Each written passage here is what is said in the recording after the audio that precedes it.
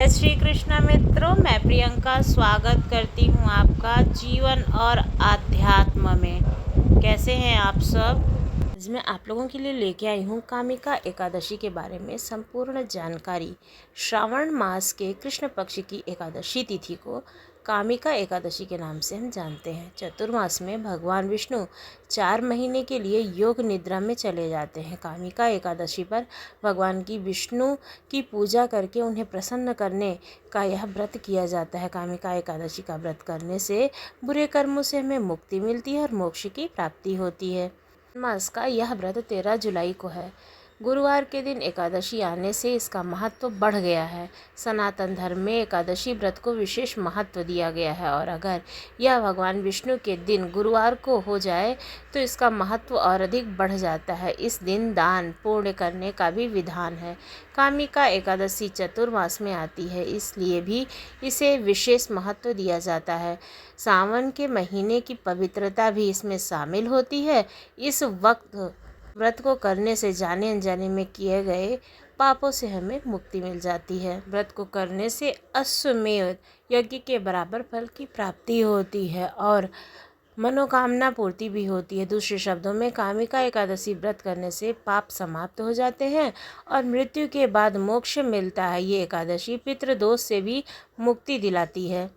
इस एकादशी का प्रारंभ 12 जुलाई को शाम 5:61 में होगा और इस व्रत का जो समापन है वो 13 जुलाई को शाम को 6:24 पे होगा। 14 जुलाई 2023 को सुबह 5:00 से लेकर के 8:18 तक व्रत खोला जाएगा, यानी कि पारण का समय होगा। जानते हैं इस दिन क्या क्या दान करना चाहिए। गरीब असहाय को अनाज दान करना चाहिए, जिसमें चावल, मक्का, गेहूं इत्यादि जरूर शामिल हो। कामिका एकादशी के दिन अगर आप किसी पंडित या ब्राह्मण विवाहित जोड़े को पीले वस्त्र का दान करते हैं तो कुंडली में गुरु मजबूत होता है। इस दिन ज़रूरतमंद लोगों को छाते का भी दान किया जाता है। इस दिन राहगीर को मीठा जल पिलाना चाहिए और गरीबों को भोजन कराना चाहिए। आय के अनुसार धन भी दान कर सकते हैं। श्रावण मास में आने वाले फल, फूल और अन्य सामग्री का भी दान करना शुभ माना जाता है। आइए जानते हैं पूजा विधि क्या है। कामिका एकादशी के दिन व्रती सुबह जल्दी उठकर स्नान करें।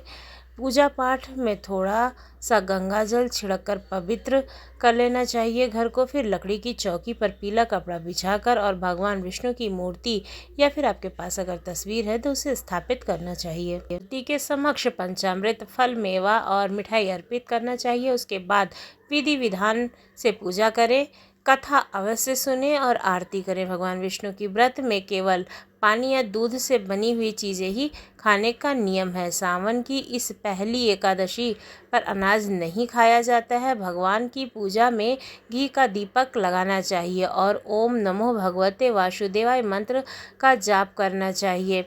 भगवान की पूजा में तुलसी दल ज़रूर शामिल करना चाहिए। सभी जानते हैं कि भगवान विष्णु को तुलसी अत्यंत प्रिय है। भगवान विष्णु हीरे, मोती, सोने, चांदी से इतने प्रसन्न नहीं होते हैं जितना तुलसी के एक पत्ते से हो जाते हैं। इस व्रत में भगवान प्रसन्न होकर अपने भक्तों को हर मनोकामना की पूर्ति का आशीर्वाद देते हैं। आइए सुनते हैं कथा। एक बार कुंती पुत्र धर्मराज युधिष्ठिर कहने लगे कि हे भगवान, आषाढ़ शुक्ल देवशयनी एकादशी तथा चतुर्मास महात्म मैंने भली प्रकार से सुना है। अब कृपया करके मुझे सावन एकादशी का नाम बतलाइए। भगवान श्री कृष्ण कहने लगे कि युधिष्ठिर, इस एकादशी की कथा एक समय स्वयं ब्रह्मा जी ने देवर्षि नारद से कही थी, वही मैं तुम्हें सुनाता हूँ। नारद जी ने ब्रह्मा जी से पूछा कि हे पितामह, श्रावण मास के कृष्ण पक्ष की एकादशी की कथा सुनने की मेरी इच्छा है। इसका क्या नाम है, क्या विधि है और इसका महत्व क्या है, सो कृपया करके मुझे बताइए। तब नारद जी के ये वचन सुनकर ब्रह्मा जी ने कहा, हे नारद, लोगों के हित के लिए तुमने बहुत ही सुंदर प्रश्न किया है। श्रावण मास के कृष्ण पक्ष की एकादशी का नाम कामिका एकादशी है। सुनने मात्र से वाजपेयी यज्ञ का फल मिलता है। इस दिन शंख, चक्र, गदाधारी विष्णु भगवान का पूजन होता है। जिनके नाम श्रीधर, हरि, विष्णु, माधव, मधुसूदन है, उनकी पूजा करने से जो फल मिलता है सो सुनो।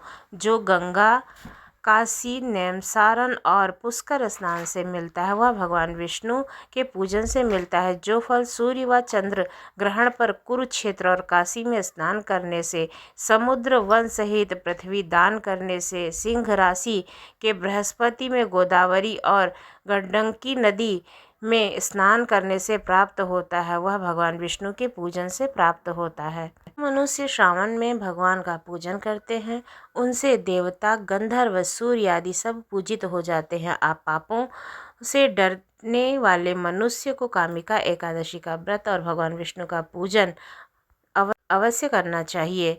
पाप रूपी कीचड़ में फंसे हुए और संसार रूपी समुद्र में डूबे हुए मनुष्य के लिए इस एकादशी का व्रत और भगवान विष्णु का पूजन अत्यंत आवश्यक है। इससे बढ़कर पापों के नाश के लिए और कोई उपाय नहीं है। तुलसी दल पूजन का फल 4 चांदी और 1 भर स्वर्ण के दान के बराबर होता है। हे नारद, मैं स्वयं भगवान की अति प्रिय तुलसी को सदैव नमस्कार करता हूँ। तुलसी के पौधे को सींचने से मनुष्य की सब यातनाएं नष्ट हो जाती हैं। दर्शन मात्र से सब पाप नष्ट हो जाते हैं और स्पर्श से मनुष्य पवित्र हो जाता है। अभी तक आपने सुना महात्मा कथा। ये सुनते हैं कथा। एक गांव में एक वीर क्षत्रिय रहता था। एक दिन किसी कारणवश उसकी ब्राह्मण से हाथापाई हो गई और वह ब्राह्मण मृत्यु को प्राप्त हो गया। अपने हाथों से मारे जाने के कारण क्षत्रिय उसका क्रियाक्रम करना चाहता था, पर पंडितों ने उसे शामिल नहीं किया और ब्राह्मणों ने बताया कि तुम पर ब्रह्म हत्या का दोष है। पहले प्रायश्चित कर इस पाप से मुक्त हो जाओ, तब हम तुम्हारे घर भोजन करेंगे। इस पर क्षत्रिय ने पूछा कि इस पाप से मुक्त होने के लिए क्या उपाय है। तब ब्राह्मणों ने बताया कि श्रावण मास के कृष्ण पक्ष की एकादशी को भक्ति भाव से भगवान श्रीधर का व्रत तथा पूजन कर ब्राह्मणों को भोजन कराने से और सदक्षिणा के साथ आशीर्वाद प्राप्त करने से इस पाप से मुक्ति मिलती है। पंडितों के बताए हुए तरीके पर व्रत करने वाली में भगवान भजन और सुमिरन करना चाहिए। इस व्रत को करने से ब्रह्म हत्या आदि के सभी पाप नष्ट हो जाते हैं और इस लोक के सुख को भोग कर प्राणी विष्णु लोक को प्राप्त होता है। इस कामिका एकादशी के महात्म का श्रवण व पाठन से मनुष्य स्वर्ग लोक को प्राप्त होता है। बोलो जय श्री हरि की। कथा महात्म जानकारी सब कैसी लगी ज़रूर बताइए। यदि अच्छी लगी हो तो चैनल को सब्सक्राइब करना ना भूलिए। धन्यवाद।